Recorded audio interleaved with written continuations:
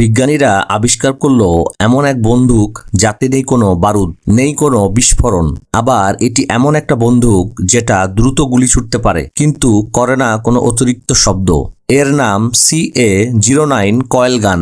এটি একটি ইলেকট্রোম্যাগনেটিক অস্ত্র।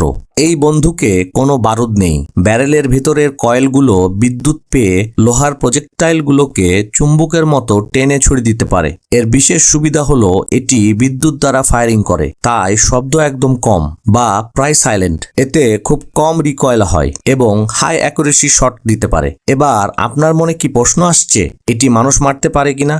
না, এটার মানুষ মারার ক্ষমতা নেই, আর এটি মানুষের চামড়াও ভেদ করতে পারে না। তবে খুব কাছে থেকে এর গুলি লাগলে এবং চোখ ও মাথায় সরাসরি আঘাত লাগলে রক্তপাত ও গুরুতর ইনজুরি হতে পারে। তাহলে এবার আসল প্রশ্নটি হলো, বিজ্ঞানীরা কেন এটি আবিষ্কার করলো? কারণ বিজ্ঞানীরা সবসময় মানুষ মারার জন্যই অস্ত্র বানায় না, তারা বারুদ ছাড়া একটি অস্ত্র আবিষ্কার করতে চেয়েছিল। তারই প্রতিফলন হলো এই কয়েল গান, ভবিষ্যতের যুদ্ধ জেতার নতুন প্রযুক্তি। হয়তো এটি এখন শক্তিশালী নয়, কিন্তু ভবিষ্যতে এর ক্ষমতা বাড়লে এটি হয়ে যেতে পারে মারাত্মক ভয়ঙ্কর। ধন্যবাদ।